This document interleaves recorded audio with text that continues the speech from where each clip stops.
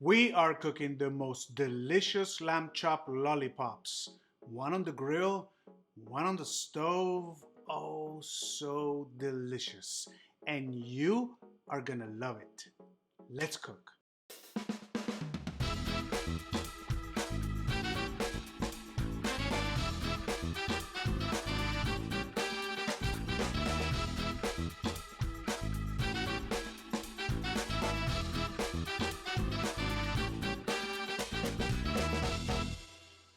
Lamb chops are delicious, but for some they can be an acquired taste. Check this out. In the US, the average person eats 50 pounds of beef, 50 pounds of pork, and 100 pounds of chicken per year, yet only 1 pound of lamb. Why? I think it's lack of familiarity and the average person doesn't know how to cook it. So today I'll show you how to cook it. It is surprisingly easy and it tastes fantastic. Costco is a great source for me. They sell Australian lamb, which is young. In fact, the younger the lamb, the less gamey it will taste. A rack like this at Costco is only $14. That's a steal. Remember, cooking is always about ingredients, time, and temperature. And in a recipe like this one, all three things are very important. Some of you don't have a grill, so I'm going to show you how to do it in your house, on the stove, and the oven. And it's just as delicious. And for those of you that have a grill, I'm going to show you a foolproof way to make them taste amazing. Your household may be like mine. Some of us love lamb chops and some don't. So today I am cooking the rack for lamb lovers, and for the beef lovers I am doing the equivalent version of the lamb chop. Both of these things are ribeyes. One is very small, the other one is massive. They're both on the bone and both of them taste amazing. Oh my, I can't wait. Let's cook. You may see a different kitchen. We're coming to you from our home in Florida. As always, first we're gonna get organized. The French call this mise en place, and all mise en place is having everything at your reach. By the way, I want to give a huge shout out to my friends Jamie and Wilson Rosario for giving me this awesome cutting board. It's not a cutting board, it's a cutting block. It's so big. They gave me this for Father's Day. I love it. Thank you guys. Always remember to take out the meat at least 30 minutes before you're gonna cook it. Hey, remember to also work in batches. For example, today we're using parsley and garlic in two separate preparations, so I'm gonna cut them at the same time. Also, remember to use your thermometer. If you don't have one, you need to get one. There's a link down below. This is a lifesaver. Lamb is very lean meat, so we're gonna cook it to a temperature of about 130 degrees. Remember, mise en place is less stress. You're gonna preheat the oven or the grill at 400 degrees. Okay, we're gonna do some batch work. The garlic and the parsley, which we need for both sauces. For the lamb chops, we're making a mint pesto. Mint has been traditionally paired with lamb. You'll see that typically as mint jelly. I personally don't like it, so I'm gonna give you an alternative. We're gonna do a fresh mint pesto, which is a raw sauce. And for the ribeye, we're doing a traditional chimichurri, which is also a raw sauce from Argentina. They're both gonna be delicious and so easy to make. We're getting rid of the long stems. We're gonna roughly chop because we're gonna put this in a blender. We need about half for the chimichurri and half for the mint pesto. This is 2 small bunches of flat leaf parsley, also known as Italian parsley. So this is half a cup. This is another half a cup. Now we need half a cup of mint for the mint pesto. Pulling the leaves. We're not using any stems here. This is so fragrant. Half a cup. The rest we're gonna use for mojitos later. Also for the mint pesto, we're roughly chopping some scallions or green onions. We're using both the green and the white. Batch processing the garlic. See how that broke apart so easy? You're gonna need about 12 garlic cloves. We have a lot of garlic because we're gonna use a lot of it with the lamb on the stovetop, the same way we did with the T-bone on our first episode. If you haven't seen that, go watch it. We're gonna crush it to peel it. This is gonna be either chopped or processed in a blender, so you can crush it. And these we're gonna reserve for the lamb chops. Remember to use your very useful trash can. See how useful this is? Now all I need to do is just dump the whole thing and start it over again. Voila. We're gonna use a 1/4 teaspoon of the zest of a lemon. You wanna make sure you only get the yellow part and not the white part, because the white part is bitter. You use one of these zesters. Comes right off. About 1/2 teaspoon right there. We need a tablespoon of lemon juice. We're also using a tablespoon of Parmigiano Reggiano. If you saw the pasta show, you know that is a very special cheese. That's about right. So now what we're gonna do is we're gonna blend all these things together with a little bit of olive oil, salt and pepper. Let's put everything in the blender. Into salt, you can always correct later. Some pepper. There's a link for this one also below. So useful. So what we're gonna do is we're gonna start adding oil as we blend. We want this to have the consistency of a pesto. It's kind of thick, not too runny.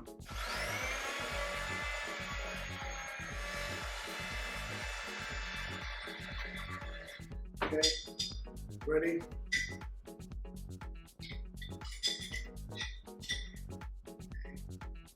Just taste for salt.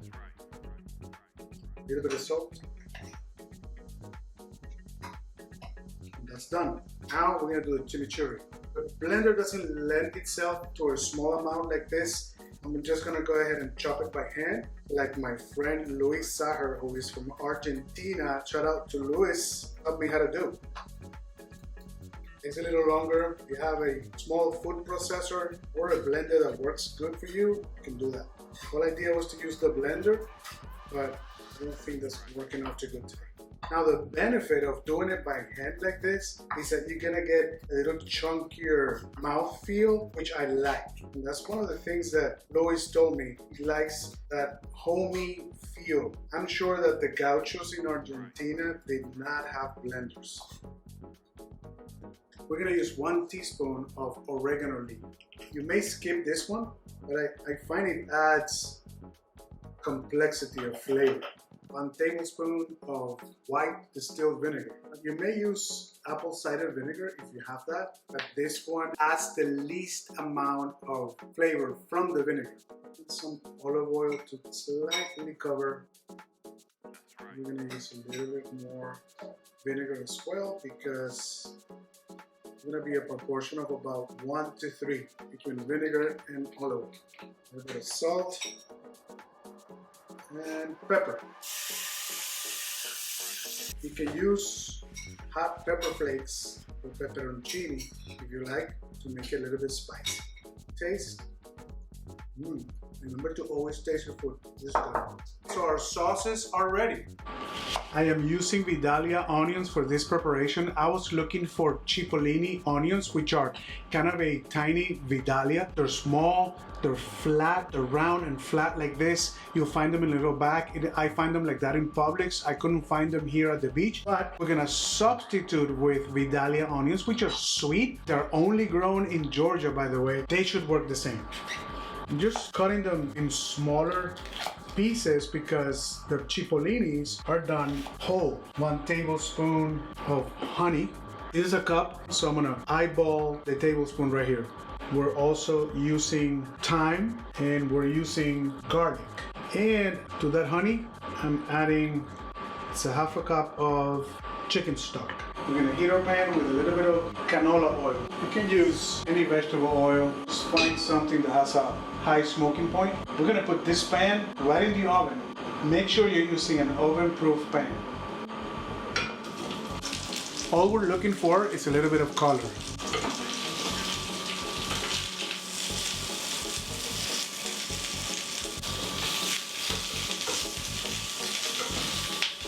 I just added some thyme and some garlic, and now I'm gonna add the honey and the chicken stock.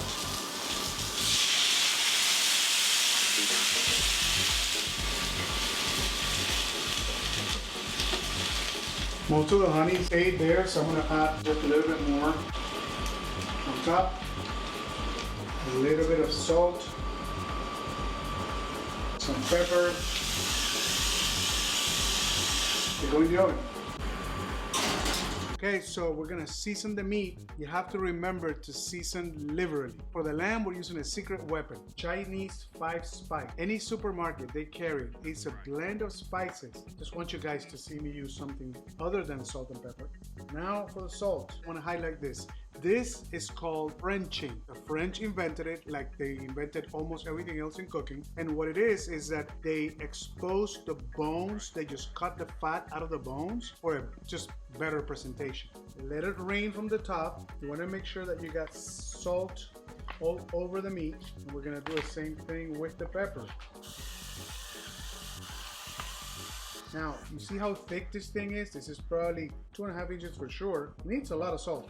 Some salts, believe it or not, are saltier than others. In Atlanta, I use Dixie Crystals, less salty than the one I find here, which is Morton's kosher salt. Pepper. Okay, so I got some oil here that it's really hot. Grab these things by the bone and we just want to get some color outside. We're going to sear maybe a couple of minutes on each side. Now I'm switching that to about medium heat. Make sure the pan you're using is something that you can put inside the oven. Remember that, very important. Now we're gonna add the butter and the thyme and the garlic.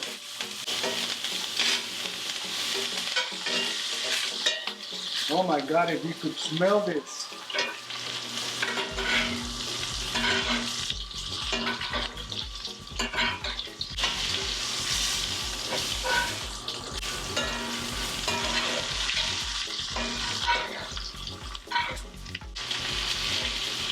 Create a bit of goodness in there.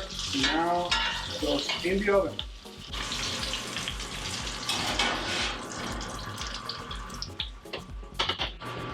We're gonna set the timer for 5 minutes. Ingredients, time, and temperature. So while this is cooking, I'm going out to the grill.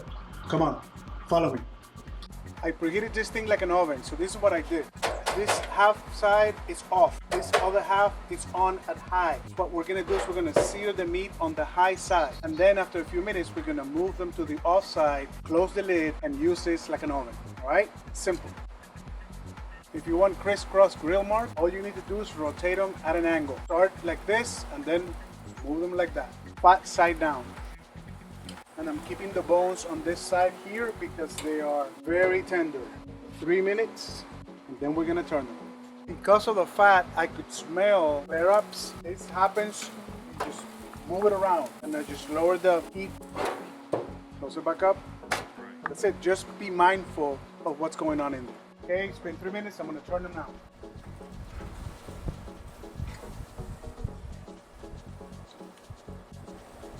It's been 5 minutes. It's out. And I'm also taking this guy's out. The meat always needs to rest. This is gonna rest for about 5 to 6 minutes. Loosely covered. Ready for the moment of truth taste test. This is the one that came out of the oven. You wanna cut like one bone per person, more or less. Sometimes it's difficult to do it, but let's see if we can manage. A little bone. There you go. I'm gonna do another one here because Sebastian, my cameraman, loves this. Look at this. All right, come here, Sebastian. Come on. You take one like that. Try it. Oops. Oops. Here you go. And I'm gonna try first with this pesto, mint pesto. Oh, cheers, Sebastian. All right.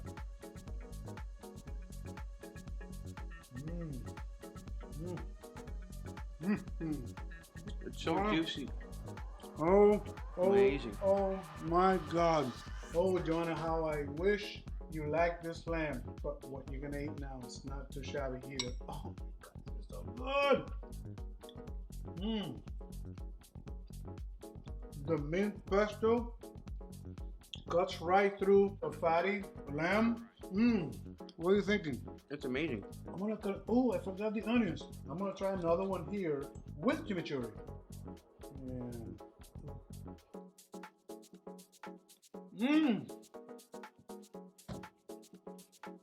Oh my God. I don't know which one I like better. It's honey glazed regalia.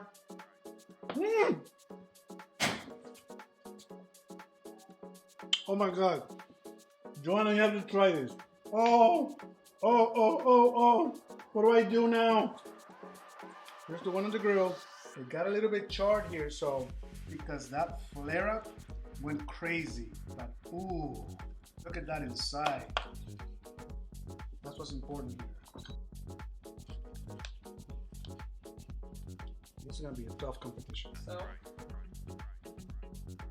This is gonna The grill wins. The grill wins? Oh my God, let's see. Some of the pesto. The pesto one is just subtle. The chimichurri is more aggressive, it's more Latin. Joanna, I cannot do this to you. I'm gonna stop eating so you can try your meat. Look at this. You know, Sebastian, take over that camera so your mama can come. Oh, cut the cap here first, right? Oh, look at that. it's perfectly cooked. I'm gonna go against the grain right here. So delicious. Wow. Just look at that. All right, so what you're gonna do is you're gonna put a little bit of this chimichurri Okay. right on top.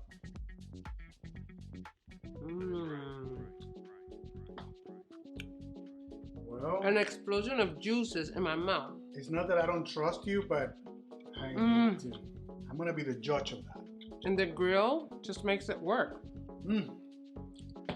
Oh, The grill takes it, like Sebastian said, to another level. Another level. take one of those onions, please.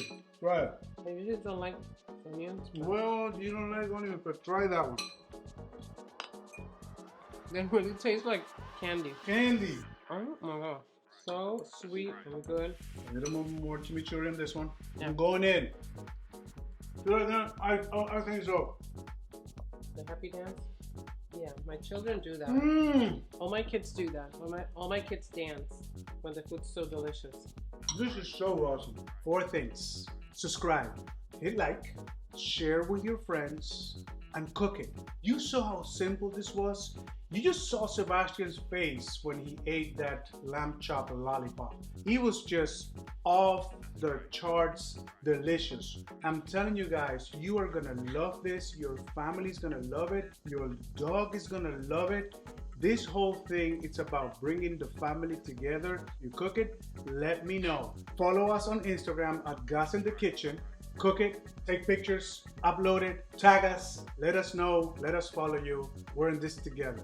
Next week, mussels. Not of this kind, but out of the ocean, fresh, delicious, with a spicy tomato sauce.